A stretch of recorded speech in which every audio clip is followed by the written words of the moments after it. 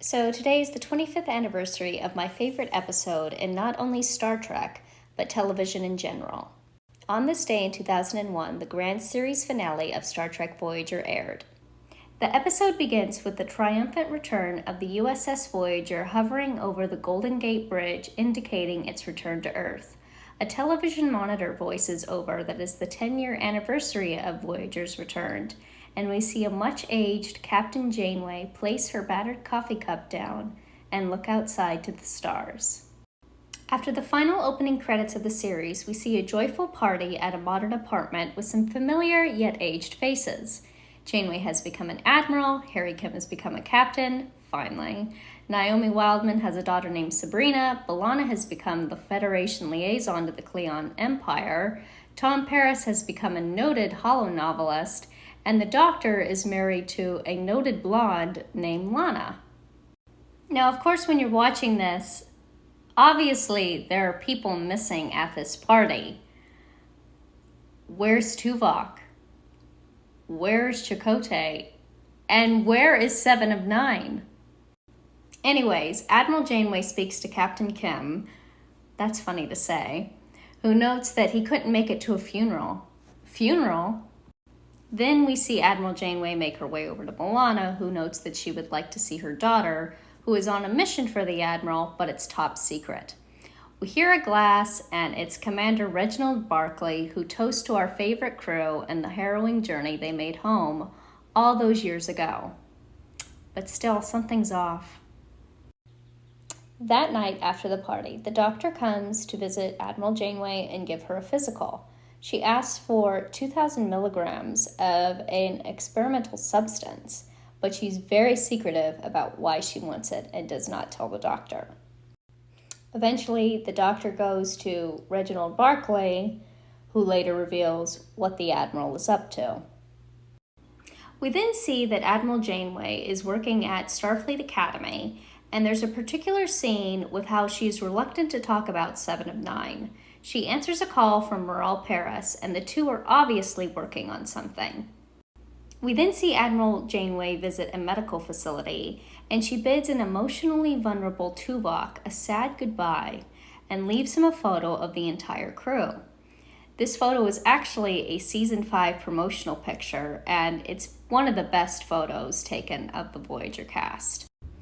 And then we finally get the answer we've been longing for. Chakotay is dead. He died not long after Voyager returned to Earth, and as Admiral Janeway leans into the headstone, she says, "I know it wasn't easy living all these years without her, Chakotay." Then it's pretty evident for those who are watching, 7 is gone too. She's dead too. And that's just very sad. I mean, of course, when I watched this for the first time, I was devastated because I love them. I love them together. And to have both of them dead, I mean, it's just heartbreaking. Well, speaking of which, at long last we see where Voyager had left off after Renaissance Man, the previous episode. Tom and B'Elanna are impatiently awaiting the arrival of their daughter. Neelix has been replaced by Shell as mess hall extraordinaire. And 7 and Chakotay are courting. And I'd like to add, this is a really cute scene because 7 has been the one planning the dates, and this is their 3rd date. So sadly, we don't know what happened on the 1st and 2nd, but I can guarantee you they were probably good. But anyway, they have a cute little picnic, and it's just adorable. We later catch a glimpse of Neelix on the comm, and him and 7 are playing Cottiscot, and he tells 7 how he is getting married, and then he wants to pry into her love life. Her love life? She doesn't have a love life. Oh, yeah, she does. And then it's revealed that he's the one who actually gave 7 the idea for the picnic, and it's just really sweet. And it's actually the last time we see Neelix in the show. Given he had left 2 episodes prior in Homestead, I thought it was really lovely to bring back Ethan Phillips for this scene, just to give Neelix more closure and that he still left an impact with the crew. Meanwhile, Voyager continues her course through space, and it turns out wormholes they had discovered lead through Borg space. A Borg ship spoils their eager dreams of a swifter way home, Ensign Kim says, "We just can't give up on those wormholes." And then Captain Janeway says, "You may be the captain someday, but not today." Captain Janeway decides to press forward as previously charted, while Ensign Kim takes Lieutenant Tom Paris aside to try to figure out a way closer to home. Paris replies, "I am home, Harry," showing a true character development and full circle moment that the once suave Lieutenant Tom Paris, who was out chasing the Delaney sisters, is now content being a husband and a soon-to-be father. Or, as he says, Captain Proton doesn't have a wife or a baby on the way. Old Tommy grew up. Meanwhile, Chakotay and Seven are planning another date. And during this time, Seven tells the doctor she would like to have the surgery which would prevent her cortical nodes from shutting down, as seen 3 months prior in Human Error. The doctor assumes she will be running more simulations with the Chakotay hologram, but it's the real deal. Meanwhile, we see Admiral Janeway meet up with Maral Paris, who is ever so much like her mother B'Elanna. The two meet up with an old Klingon warrior who Janeway had helped get a seat on the High Council. What she was supposed to get in return for doing him that favor is something called the chronodeflector, a time travel device. After the Klingon backtracks on his word, Admiral Janeway steals the chronodeflector, but then we see the sleek USS Rhode Island helmed by Captain Harry Kim, and he threatens to take Janeway into custody.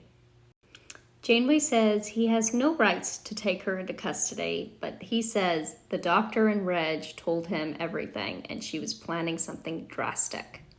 Then the next scene between the two is one of the most poignant in the episode. They discuss the ethics of going back in time and how the family is not complete anymore with Tuvok's mental anguish and the loss of Chakotay and Seven of Nine. Janeway says, "I'm not talking about technology, I'm talking about people. I'm asking you to trust my judgment, Harry, one last time." This gives the audience a true understanding that she is out to change time, and she is out to change time for the better. When Captain Kim tells her that the device she's using is going to burn itself out and she won't be able to get back if things don't work, she turns to him and says, "I always assumed it was a one-way trip." The two bid an emotional farewell and give each other a hug, and it's just one of the most poignant and moving scenes in the episode. We then cut to Chakotay and Seven's fourth date, their fifth date. I've lost count. Whatever it is, it's cute, it's romantic. She kisses him, he kisses her, and it's too adorable. Unfortunately, it's all cut off because Captain Janeway calls all the senior officers to the bridge. And then it's the big moment. Admiral Janeway has successfully gone back in time. A temporal rift occurs, and Admiral Janeway comes through revealing herself to her younger self. Not long after, we see the Borg Queen spying over the events unfolding. In the captain's quarters, the two Janeways discuss how Voyager became a museum on the grounds of San Francisco's Presidio, and how there are going to be casualties along the way if Captain Janeway doesn't turn her ship around. Also, Admiral Janeway no longer drinks coffee, and Captain Janeway clearly has her suspicions. Admiral Janeway convinces Captain Janeway to turn Voyager back to the wormholes near Borg space, stating that there is a shortcut home. She also insists on Voyager integrating technology she brought back from the future to prevent Voyager from being decimated by an army of Borg cubes. Receiving a checkup by the doctor to confirm her identity, Admiral Janeway sees a memory from the past, the long-gone Seven of Nine. When the doctor scans the Admiral, an implant inside her reveals an invention he will soon make, which allows Admiral Janeway to pilot a vessel with a neural interface. When she begins to relay such info, Captain Janeway cuts them off and says that implementing futuristic technology on Voyager is enough. With Admiral Janeway's technology she brought back from the future, Voyager is modified and upscaled with new improvements to withstand Borg attacks. That night, Seven is attacked by the Borg Queen when she's trying to regenerate, and the Queen threatens to destroy her and Voyager if they do not move away from the Borg-infested nebula. Admiral Janeway tells her younger self to ignore the threat and keep moving. Still, poor Seven, she can't even She can't even sleep anymore. Things are getting dramatic. That night, Seven goes to regenerate, and she is attacked by the Borg Queen, threatening to destroy her and Voyager if they do not move away from the Borg-infested nebula.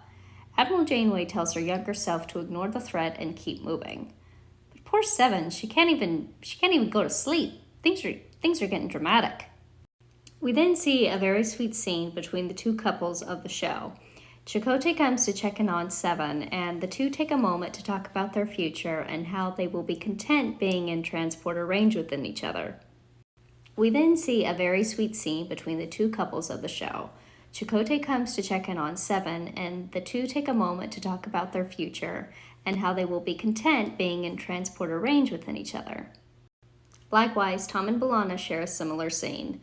I really enjoy how these two scenes are thrown in, because in the midst of all the strife and struggle and drama in the storyline, these two love stories bring levity and positivity. And it's just nice to see positive relationships showcased in a show that's supposed to take place in the future. When Voyager finally reaches the Borg-infested nebula, we see a bright ball of Borg unit complexes and wormholes. A shocked Admiral Janeway turns to her older self and says, "What the hell is this?" And the Admiral responds, "The road home." But 7 of 9 recognizes this bright unit complex and tells her captain it's a Borg transwarp hub and aperture. Captain Janeway starts to question the Admiral why she didn't inform her on the aperture. The captain's tone reaches a level you do not want to cross, and she orders Tom Paris to move out while Admiral overrides her. Captain Janeway threatens to remove the Admiral from her bridge and says, "Take us out." Well, she doesn't say it, she yells it, and Tom Paris complies. Eventually, Captain Janeway and Admiral Janeway take a walk around the corridor, and the real motives of older Janeway is revealed. During a heartening moment, a look of profound sadness and heartbreak is shown upon Captain Janeway's face. She is told that 7 of 9 is going to die. Yes, the perfect, indestructible Seven will die, but not just her. In 3 years, Seven will be injured on an away mission, make it back to Voyager, and die in the arms of her newlywed husband. Chakotay.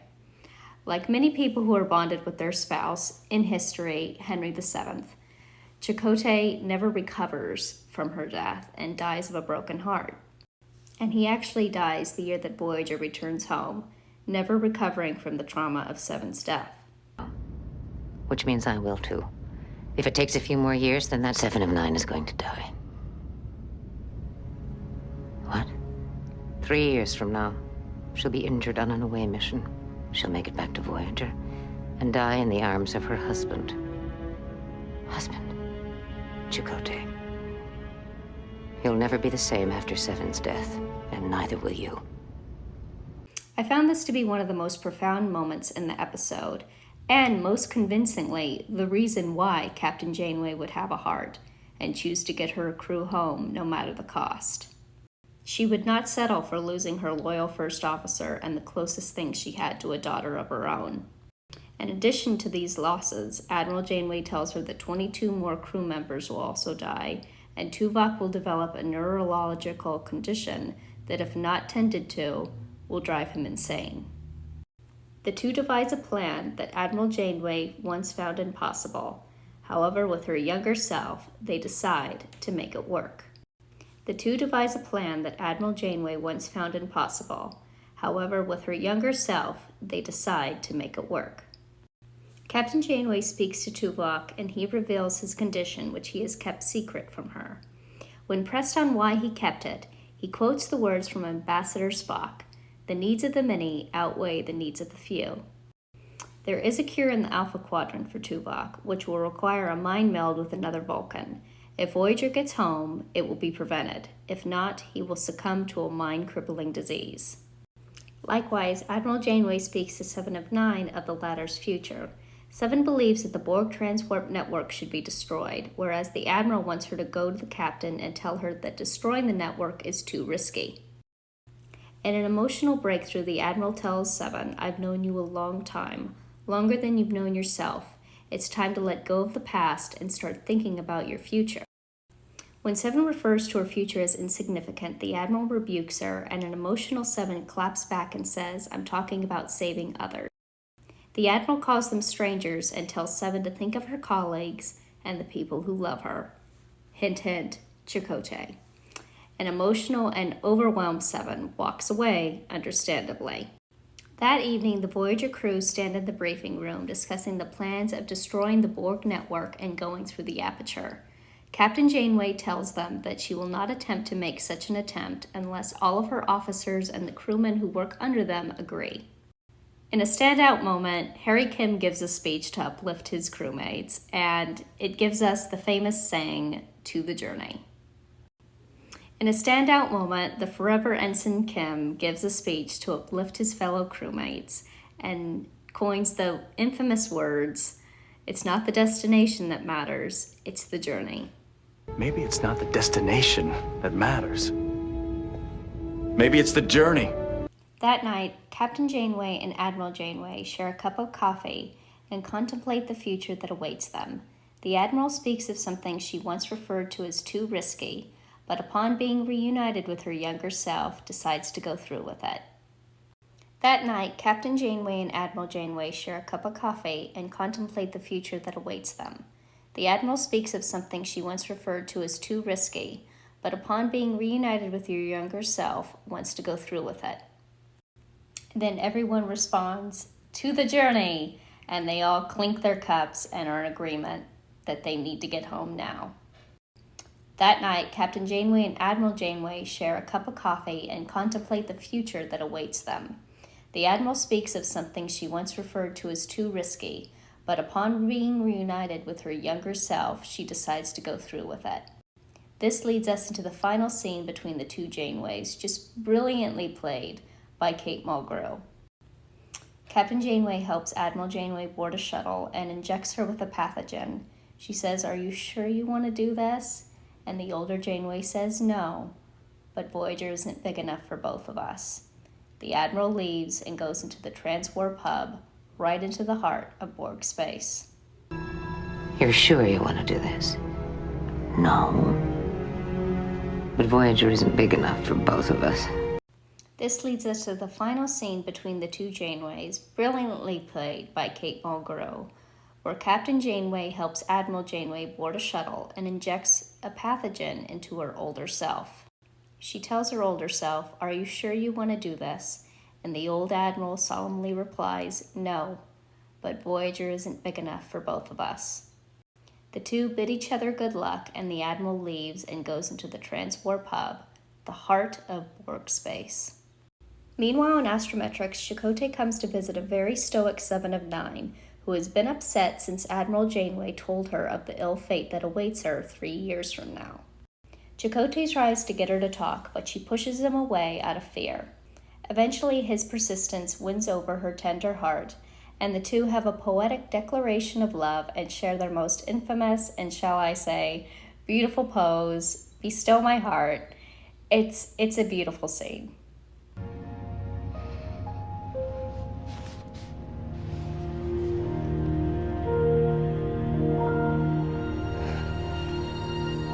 I mean, look at them. That's just so sweet. And I know that there's fans who didn't like this pairing. I've never understood that mindset. To me, it always made sense. I actually, from when I started watching Voyager, always wanted Chakotay and Seven together, and this just solidifies it. I mean, it made sense, and they fit like two peas in a pod. I mean, and Robert Beltran and Jerry Ryan just had a great chemistry together, and it just truly shows in this scene. So, I'll digress. Meanwhile, Admiral Janeway successfully makes herself into the Borg hive. The Borg Queen transports Admiral Janeway onto her vessel and assimilates her. Our beloved Admiral Janeway falls to the ground, and just as the Borg Queen thinks she has the upper hand, she collapses in terror. Janeway has enacted a virus within the Borg hive mind. A suffering Admiral Janeway says must be something you assimilated, hence the pathogen that Captain Janeway had injected the Admiral with earlier. As the entire Borg collective begins to collapse, Voyager enters the Borg aperture and speeds through space, narrowly missing destruction from a Borg sphere. And here it is, in this most blazing moment, Voyager triumphantly exits the Borg aperture within the Borg sphere and returns to Earth. They are met by a Starfleet armada sent by Reginald Barclay and Admiral Owen Paris. Starfleet was unaware of Voyager being within the Borg cube, and they feared the worst, that a Borg invasion was on hand. After a tender exchange with Starfleet Command, Captain Janeway bows her head and says, "Thanks for your help, Admiral Janeway." Then a soft coo of a baby is heard over the comm, and Janeway tells Paris, "Better get down there, Tom." And then we see our final scene of B'Elanna Torres holding her baby Maral and smiling. The intrepid captain then turns to Chakotay, who is standing beside a subtly happy Seven, and says, "Mr. Chakotay, the helm." As the episode draws to an epic conclusion, Captain Janeway sits in her chair one last time and says, "Set a course for home." The same words that she had said in The Pilot Caretaker 7 years prior. There are several more things I could say about this incredible finale, but the greatest takeaway for me was the finalization of every single character. Each of our main cast received a happy ending and a positive conclusion. Janeway got the crew home, Chakotay and Seven stayed alive and together, Tom and B'Elanna welcomed their child, Tuvok came home in time to cure his health, the Doctor, stayed the Doctor, Neelix received a proper goodbye, and Harry Kim, he remained an ensign, but I'm pretty sure by now he's an admiral. And I think it's such a beautiful testament to the show that each one of these characters received a positive and happy ending. So many series end, unfortunately, on a sour note or kill off main characters we love, and we are left with an unsatisfying conclusion. However, with Voyager, that's different. All of these characters received a positive ending, and us fans could envision a positive and exciting future for all of them. Despite being a science fiction series finale, Endgame resonates as a human story and as a family story. You are taken right into the USS Voyager, and like a crewman, you feel yourself working alongside the crew, rooting for them to return home.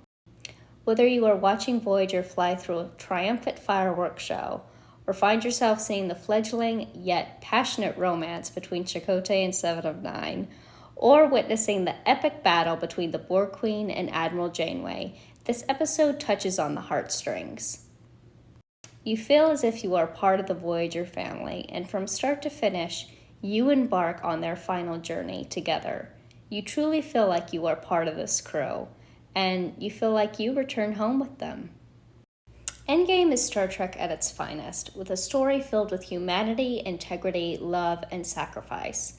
Every single character had a moment of triumph and proper screen time for an authentic ending. I believe it's a testament to Rick Berman, Brannon Braga, and the rest of the Voyager writers for giving us such an ending. So many series fall victim to killing off beloved characters and ending a series finale on a somber, yet depressing note. However, Voyager went for an ending that you could watch over and over again. The first time I watched it, I ended up watching it 2 nights in a row, as it was just so good and made me feel happy. I mean, even now, every time it's on Pluto, I find myself having to schedule my day around it just so I can rewatch it again. Ironic, as it's the last episode in which the crew returns home. In closing, I truly believe that Endgame set the standard for series finales to follow, and it has yet to be undone. Every scene is seamless and leaves you with no questions at the end. For being 25 years old, this episode feels like it could be made today, but sadly, it couldn't be. This series finale is exactly what Gene Roddenberry had in mind when creating Star Trek. It ends on a positive note with a hopeful sentiment for tomorrow and a united family forever. So with that, I wish my favorite episode in television history, and in my opinion, the greatest episode in Star Trek history, a very happy 25 years to Endgame. And I'd like to say a very happy 25 years of Endgame to the cast as well. Kate Mulgrew, Robert Beltran, Jerry Ryan, Robert Duncan McNeil, Roxanne Dawson, Garrett Wong, Tim Russ, Robert Picardo, Ethan Phillips, and all the writers who made this beautiful episode and incredible series possible. Live long and prosper, Endgame, and happy anniversary.